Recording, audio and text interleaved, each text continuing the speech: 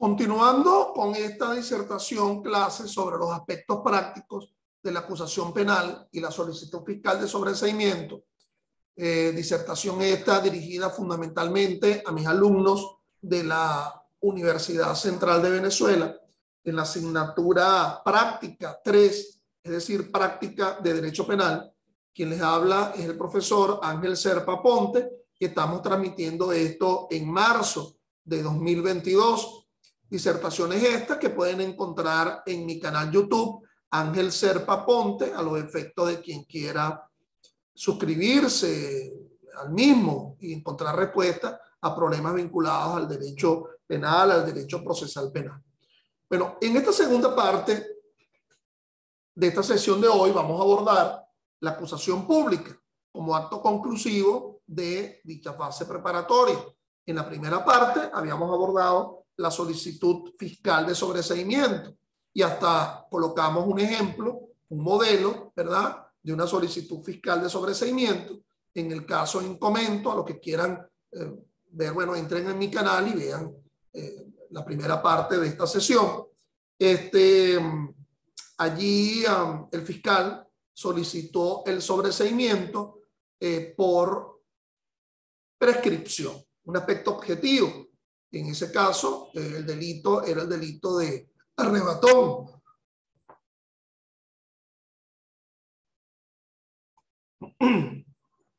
Robo impropio en la modalidad de arrebatón, el cual está descrito, tipificado, pues, en el artículo 456, aparte, infine, del Código Orgánico, del Código Penal, y entonces el transcurrir del tiempo hizo prescribir conforme a las pautas del artículo 110 del Código Penal, y por tal razón el fiscal escuetamente, pues ya no habría que indicar un tema de investigación o no, sino que ocurrió objetivamente la prescripción, presenta una solicitud de sobreseimiento ante el juez de control a los efectos de que ese juez dicte o no ese sobreseimiento. Recuerden ustedes que en esa sesión habíamos abordado la sentencia 537 de julio de 2017, en la cual se suspende el aparte del artículo 305 del Código Orgánico Procesal Penal. Por cierto, que a estas alturas en que estamos grabando esto, hoy, 4 de marzo de 2022, todavía no se ha decidido al fondo en esa causa por la cual se dictó la medida cautelar. Es decir, que cautelarmente todavía se encuentra suspendido dicho aparte del artículo 305, a pesar que con posterioridad a 2017, como ustedes lo saben, se reforma el Código Orgánico Procesal Penal, lo cual ocurrió en 2021, y todavía en el Código Orgánico Procesal Penal, en su artículo 305, sigue allí descrita la parte que fue suspendida por la sentencia 537-17 de la Sala Constitucional del Tribunal Supremo. Entonces, bueno, ya abordábamos el tema del sobreseimiento como una iniciativa fiscal, un escrito, pues tiene que ser escriturizado, presentado directamente ante el juez de control. Obviamente que ahora nos está imponiendo explicar el otro acto conclusivo que fue manifestado en el ofrecimiento de esta disertación, que es la acusación pública. Fíjense, primero ustedes tienen que distinguir entre la acusación pública como acusación fiscal de otros tipos de acusaciones. Existe la acusación privada por parte de la víctima, conforme a los artículos 391 y siguientes del COP, en el procedimiento especial por delitos de instancia de parte agraviada. Allí no es titular de la acción penal del Ministerio Público, sino la víctima por esos específicos delitos: difamación, injuria, etc. Entonces, emisión de cheques sin provisión de fondo, en fin, cuando había los cheques. Bueno, entonces, no confundirlo con la acusación privada, pero tampoco debe confundirse la acusación pública que proviene del fiscal del Ministerio Público con la acusación particular propia de la víctima. La acusación particular propia de la víctima la interpone ella por un delito de acción pública, conforme lo regula el artículo 309 del Código Orgánico Procesal Penal. Puede ser que esa víctima novedosamente interponga la acusación particular propia, bueno, porque difiere de la calificación del fiscal en la acusación pública, o porque no está de acuerdo o considera que debe haber otros elementos de convicción que vayan a sustentar esa pretensión. Esa acusación particular propia que interpone la víctima por delito de acción pública tiene una prima hermana que se llama la adhesión a la acusación pública, pero obviamente para una o para otra debe darse como supuesto, como presupuesto, la presentación de la acusación pública. La presentación de la acusación particular propia o la adhesión de la víctima a la acusación fiscal presupone necesariamente, en un orden lógico de seguimiento, no podemos volvernos anacrónicos, de que primero el fiscal presente la acusación pública. Es decir, es un sustrato de la acusación particular propia de la víctima por delito de acción pública o el adherirse a la acusación pública que el fiscal previamente haya presentado la acusación pública. Es un presupuesto, es la prela, pues. Por cierto, que la víctima podrá presentar esa acusación particular propia de forma novedosa, sin que previamente haya presentado una querella, como forma de poner en conocimiento. Pero si la víctima se le admitió la querella, esa querella que ustedes alumnos míos deben estar realizando para entregarme en el día de hoy, entonces esa querella, la admisión de la querella por parte del juez de control, conducirá a la necesidad, a la carga procesal de la víctima de presentar su acusación particular propia o de adherirse a la acusación pública si quiere seguir siendo parte en el proceso.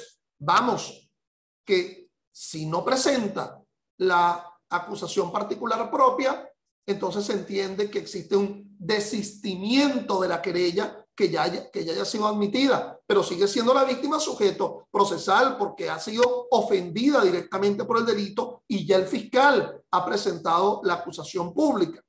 Entonces, bueno, no sigamos hablando de los efectos, los correlatos de la acusación pública sin haber hablado propiamente de dicha acusación pública. Entonces, bueno, les decía yo en la sesión anterior que todo ello va a ser como consecuencia de la culminación de la fase preparatoria del proceso penal. Esa fase preparatoria que va a originarse a partir del conocimiento del delito, fase preparatoria en donde hubo una imputación, bien sea en sede fiscal o en sede judicial, porque ningún acto conclusivo puede realizarse sin que exista previamente una imputación. Y dentro del catálogo de actos conclusivos de la fase preparatoria nos encontramos con el decreto de archivo fiscal, la solicitud fiscal de sobreseimiento y esta que nos ocupa, que es la acusación pública. La presentación de la acusación pública ante el juez de control va a conducir a que éste dicte un auto de mero trámite o de mera sustanciación en la cual se fija la audiencia preliminar. Esa fijación de la audiencia preliminar debe ser notificada a cada una de las partes, bien sea para que la defensa pueda presentar el escrito de excepciones o bien sea que la víctima pueda presentar la acusación particular propia. La realización de la audiencia preliminar va a conducir a varias decisiones.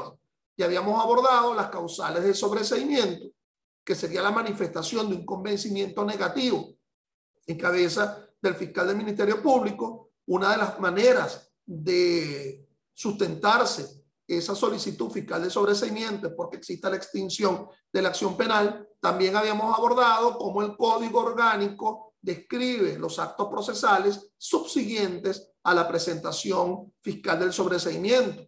Habíamos abordado de igual forma que eso de que el juez de control pueda negarse al sobreseimiento y al negarse del sobreseimiento presentar las actuaciones ante el fiscal superior para que el fiscal superior del circuito rectifique o ratifique esa solicitud de sobreseimiento. Bueno, ese aparte del 305 fue suspendido por la sentencia 537 de la Sala Constitucional de 2017, que todavía no ha sido decidido al fondo del asunto, pero se encuentra suspendido a pesar de la publicación posterior de nuevo del artículo 305, conforme estaba escrito en el COP 2012, fue de nuevo en el COP 2021 vuelto a colocar, pero se encuentra suspendido por aquella decisión de la Sala Constitucional.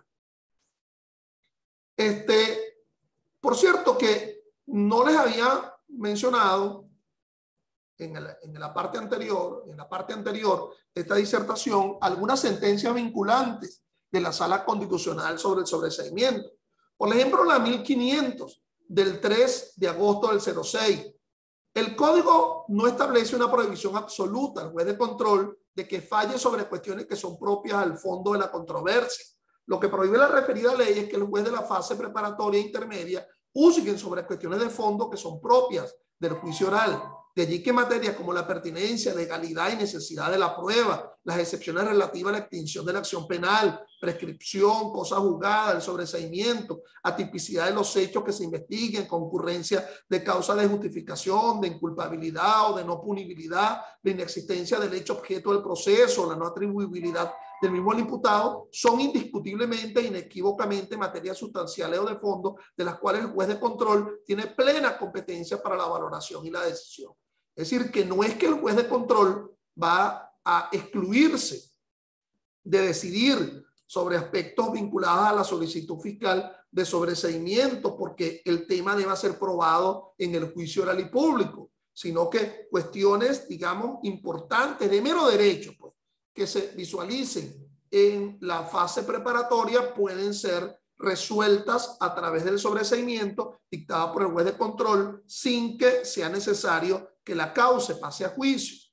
La sentencia 1676 de la misma Sala Constitucional de agosto del 07 nos indica: los jueces en funciones de control podrán en la audiencia preliminar dictar el sobreseimiento por atipicidad de conformidad con el Código Orgánico Procesal Penal cuando se haya opuesto la excepción prevista en el artículo 28.4c de Jusden referida a que el hecho no se encuentra tipificado en la legislación penal.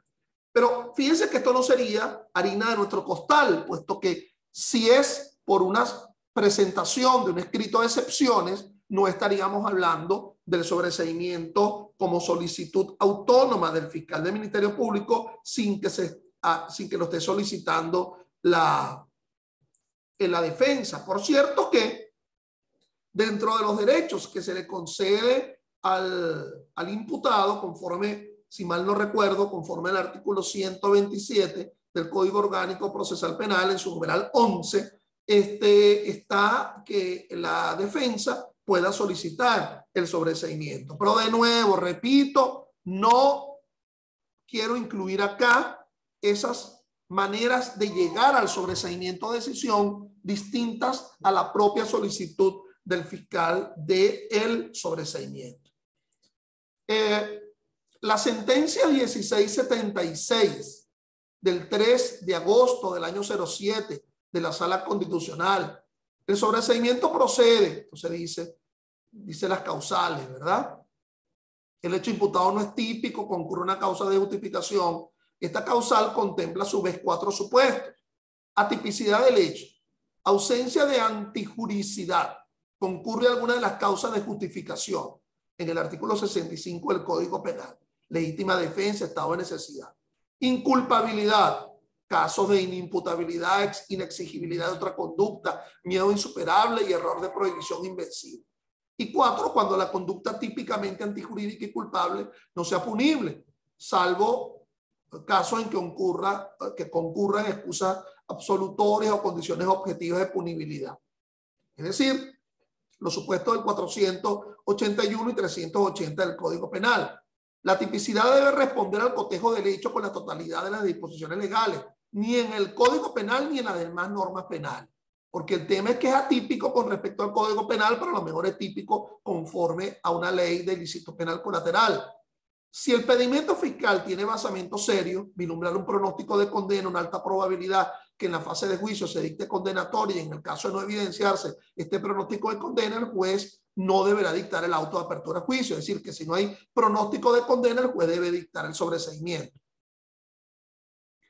Veamos entonces, ahora sí, lo atinente al escrito de acusación. por parte del fiscal del Ministerio Público.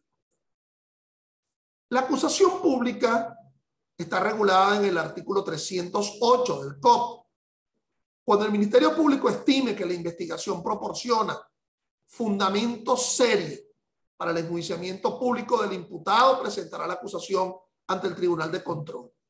A los que les guste rayar código, al lado del artículo 308 en su encabezado, ustedes perfectamente pudieran colocar ver artículo 126A del Código Orgánico Procesal Penal, aquel que habla de la imputación formal.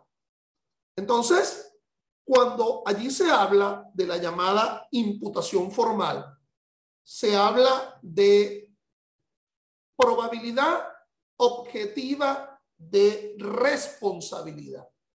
Es decir, cuando se imputa formalmente a alguien es porque existe una probabilidad objetiva de responsabilidad. Ahora, en la acusación pública, conforme al artículo 308 del COP, se habla de fundamento serio. Es decir, la probabilidad objetiva de responsabilidad va a suceder el llamado fundamento serio para acusar. Cuando allá se habla en el 126 para la imputación de la llamada probabilidad objetiva de responsabilidad, ello también lo define, lo interpreta la Sala Constitucional en la ya mencionada sentencia 754 de diciembre de 2021, ¿ok? Cuando habla de la existencia del aspecto objetivo del delito, cuando habla de la existencia de la atribuibilidad. Entonces, por lo tanto, en una relación de rebus sic stantibus, ¿qué significa eso, profesor? Variación de la condición procesal. Ahora estamos variando de la probabilidad objetiva de responsabilidad descrita en el artículo 126A del COP al fundamento serio por parte del fiscal. O sea, ese fundamento serio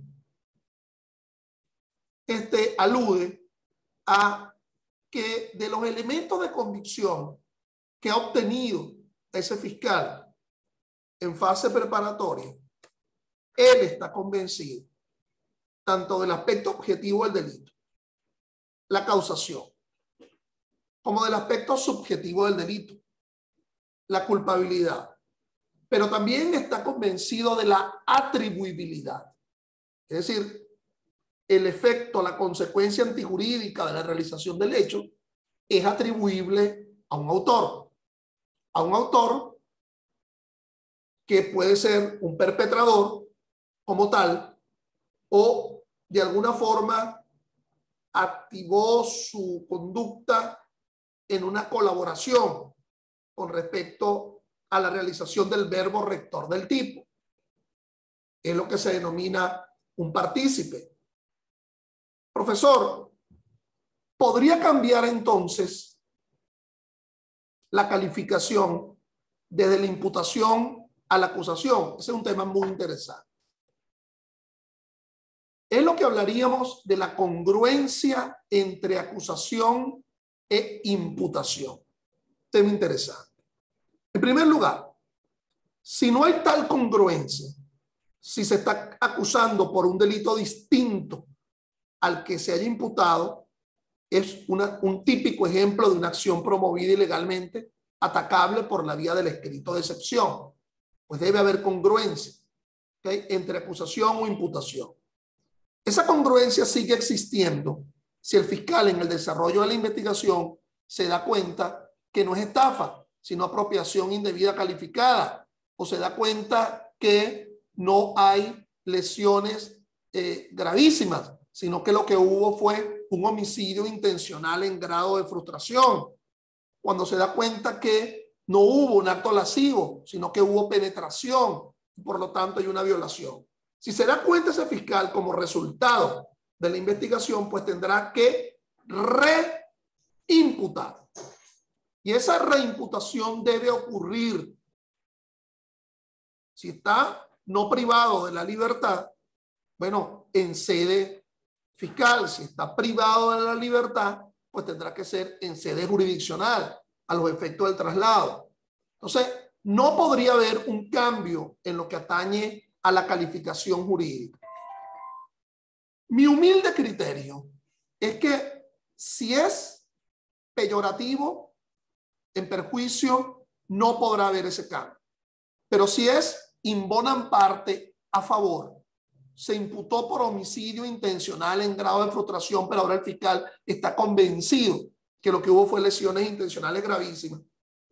Sí, si es posible sin que exista esa reimputación. Si es a favor, in bonam parte del procesado. ¿Ok? Entonces, se imputó, por ejemplo, por robo y ahora estamos hablando de hurto. Siempre que sea correspondiente al mismo hecho, pues no se podría acusar sobre un hecho distinto, el contenido fáctico. Se había imputado por el hecho ocurrido en Avenida Simón Plana de Santa Mónica el 9 de agosto a las 9:30 de la mañana del año 2017.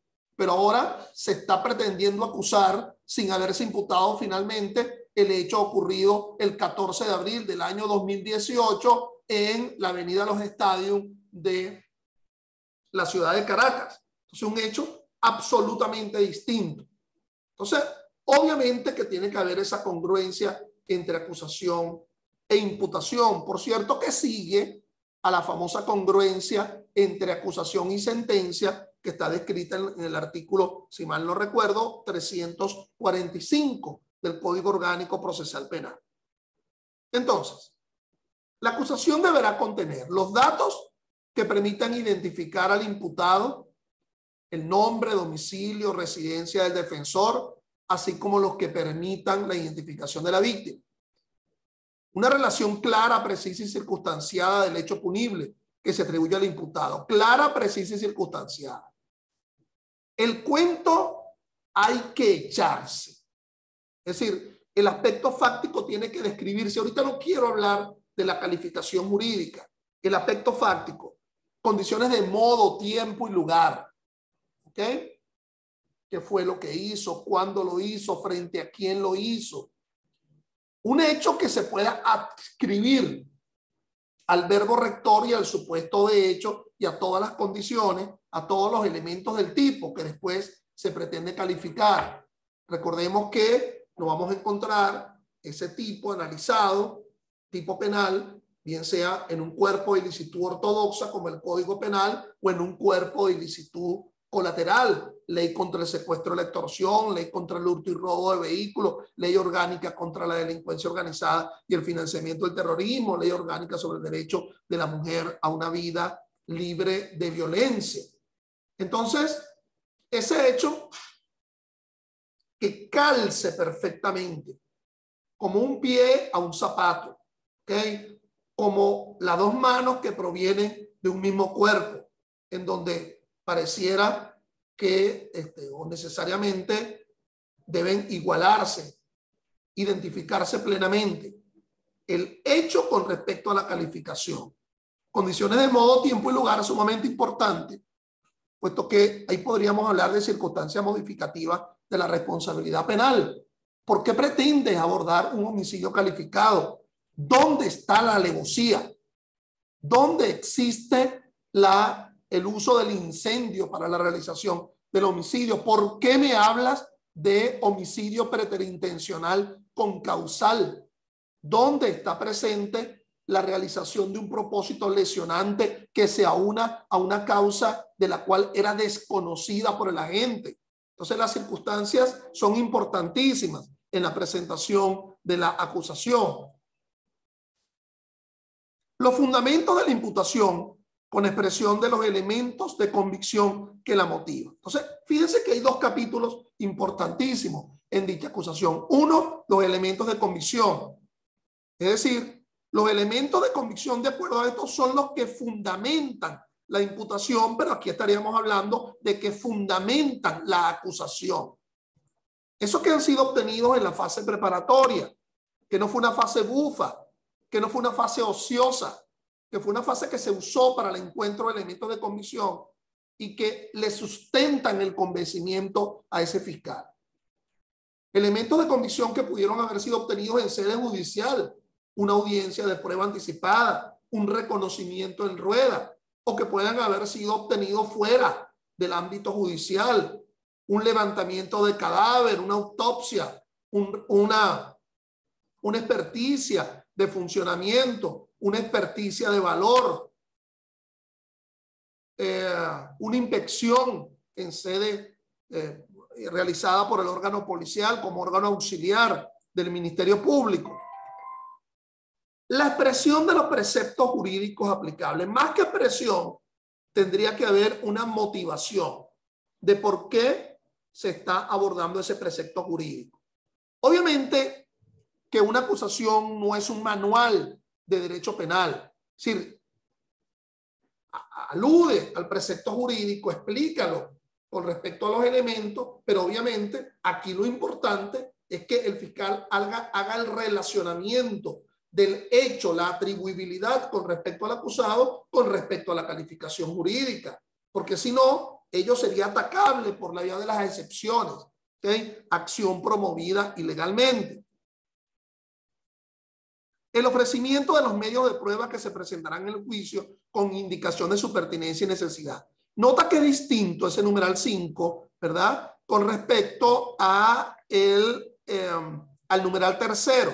El numeral tercero nos habla de los elementos de convicción, lo que le van a sustentar el convencimiento al fiscal del Ministerio Público. En cambio, el capítulo vinculado al ofrecimiento de prueba son los con los cuales se pretende convencer a otro. Profesor, copia y pega. Es decir, el capítulo de los elementos de convicción lo copio y lo pego en el capítulo del ofrecimiento probatorio. A veces sí y a veces no, como dice la canción. A veces no es posible que los ofrezcas como elemento de prueba, porque se murió el testigo. Declaró en sede fiscal. Ni siquiera se hizo una declaración como prueba anticipada 289, cuya acta pudiera ser ofrecida a los efectos de ser analizada en juicio. No hubo posibilidad de ello. Murió, bueno, me convenció a mí como fiscal, se hizo frente a mí en sede fiscal, pero ahora no lo puedo ofrecer como prueba. ¿Y por qué no presentas una solicitud de sobreseimiento fiscal? Bueno, porque existen otros elementos distintos a la declaración del testigo. Esa no la puedo ofrecer, porque ya no es prueba que pueda ser debatida en el juicio oral y público. Entonces, pueden realizarse obtención de elementos de convicción que no sustentan el convencimiento del fiscal y que no lo ofrece, pero lo pone en conocimiento de la defensa. Las resultas de una diligencia de investigación propiciada por la defensa no favorece la posición del Ministerio Público, pero a él lo convencen otros elementos de convicción. Las resultas de una audiencia de prueba anticipada no favorece el convencimiento del fiscal, sí favorecerá la defensa, y la defensa lo podrá ofrecer como prueba en el escrito de excepciones, si es que no prospera el sobreseimiento por la acción promovida ilegalmente. Y por lo tanto, el fiscal no lo está ofreciendo como prueba. Es decir, es una carga de prueba de parte, de cargo. Pruebas de cargo frente a las pruebas de descargo. La solicitud de enjuiciamiento del imputado, obviamente, con la presentación del escrito acusatorio, se pretende el pase a juicio y que con ese pase a juicio se enjuicie a ese acusado en la fase de juicio. Nos dice la parte final del 308, se consignará por separado los datos de la dirección que permitan ubicar a la víctima. Entonces, en cuaderno aparte, en consignación aparte, que se mantiene a resguardo ante el juez de control. Fíjense que esto que mencionaba anteriormente, de cargo y descargo, de alguna forma lo establece el artículo 49.1 de la Constitución. Toda persona tiene derecho a ser notificada de los cargos por los cuales se le investiga. Y aquí extenderíamos por los cuales se les acusa. de acceder a las pruebas y de disponer del tiempo y de los medios adecuados para ejercer su defensa. Es decir, las pruebas que no obren a favor de la posición del fiscal y que por lo tanto sustenten la acusación han de ser puestas en conocimiento de la defensa a los efectos de poderlas ser utilizadas en el escrito de excepción. Esta sentencia es importante. La sentencia del 15 de agosto del año 02 de la Sala Constitucional en el expediente 2181 de 2002. El proceso penal está sujeto a términos preclusivos por razones no solo de certeza y de seguridad jurídica, sino también como modo de establecimiento de una necesaria ordenación del proceso que sea capaz de asegurar en beneficio de todas las partes que el mismo sea seguido de manera debida, sin dilaciones ni entorpecimientos injustificables en obsequio de la justicia. Es decir, los términos preclusivos forman parte de una circunstancia de orden público. Todo lo que sea términos, plazos y lapsos, conforme lo establece el numeral tercero del artículo 49 de la Constitución, nada menos que formando parte del debido proceso, ha de ser de orden público. El seguimiento de los plazos, aquí es fundamental que a los 45 días de haberse dictada la privación de libertad, el fiscal tiene que presentar su acusación pública.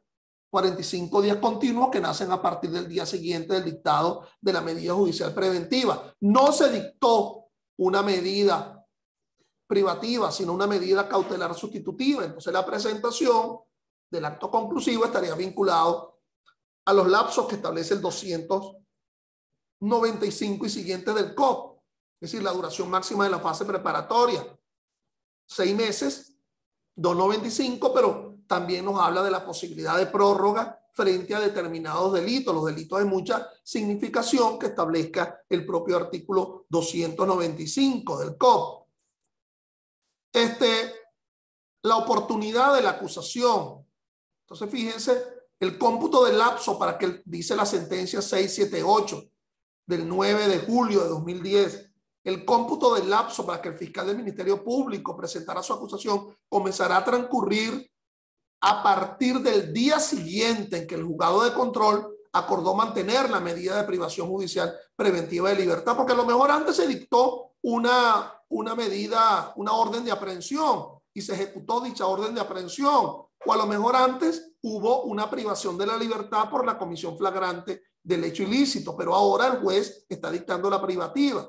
Acordó mantener la medida de privación judicial haciendo el cálculo de los días transcurridos, objeto de verificar la supuesta extemporaneidad de la acusación y en la consideración de que esta etapa preparatoria todos los días son hábiles. Entonces, en la sentencia del 29 de junio de 2001, nos dice la Sala Constitucional, la ley muchas veces exige que este derecho sea ejercido en un determinado lapso y si no se incoa en dicho tiempo la acción deviene inadmisible y la tutela jurídica del Estado no tiene lugar si ya se ejerce después de vencido el plazo. Este término fatal se llama caducidad y es un plazo en el cual se deben realizar la actividad que la ley previno. Soy de los que cree que no se pierde el derecho a la presentación de la acusación, sino que lo que se pierde es el derecho a mantenerse la privación de libertad, conforme lo establece pues ese artículo 236 del Código Orgánico Procesal Penal. Se podrá presentar con posterioridad, pero ya no será privado de la libertad. Decae la privación preventiva de libertad.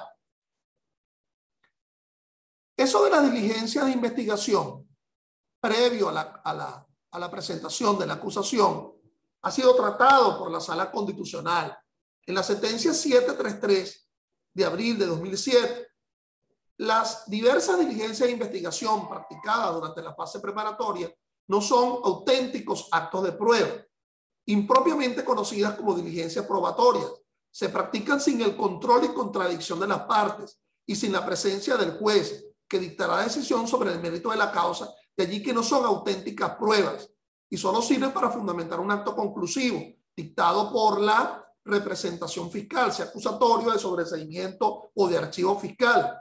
Si la intención subyacente de la defensa es ofrecerla como auténtico medio de prueba, deberá aportarla explícitamente como tal 5 días antes de la celebración de la audiencia preliminar. Es decir, en la oportunidad de la presentación del escrito de excepción o hasta el 6º día hábil anterior a aquel en que se fijó la audiencia preliminar, conforme lo establece el Código Orgánico, debiéndose acotar que aún en el caso de no haberse materializado la diligencia de investigación durante la fase de investigación, nada opta para ofrecerla como medio de prueba, pues en todo caso, durante la fase intermedia se controvertirá su admisión. Aunado a lo anterior, en la fase del juicio oral y público tendrá la posibilidad de alegar lo que considera pertinente para la defensa de sus derechos, así como controlar la incorporación de dichas pruebas, pues esta constituye la fase más garantista del proceso penal y el juez de juicio se encuentra obligado a pronunciarse en relación al mérito del asunto. No nos olvidemos que también existen unos institutos como la llamada prueba nueva, que es aquella que se conoce con posterioridad a la acusación, conforme lo establece el artículo 311.8 del Código Orgánico, y la prueba complementaria, artículo 326 del Código Orgánico Procesal Penal.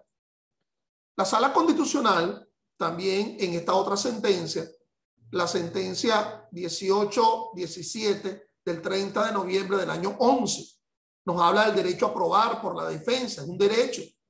El derecho a la defensa debe entenderse como la oportunidad para el encausado o presunto agraviado de que se oigan y analicen oportunamente sus alegatos y pruebas. En consecuencia, existe violación del derecho a la defensa cuando el interesado no conoce el procedimiento que pueda afectarlo, se le impide su participación o el ejercicio de sus derechos o se le prohíbe realizar actividades probatorias de acuerdo a la sentencia 5 de 2001 del 24 de enero. Entonces, es decir, se niega la oportunidad del ejercicio de la prueba de descargo a través de la solicitud de diligencia de investigación ante el fiscal del Ministerio Público y ello es alegable a través del escrito de excepciones que presentará la defensa frente a la acusación. Sigamos con la sentencia antes dicha.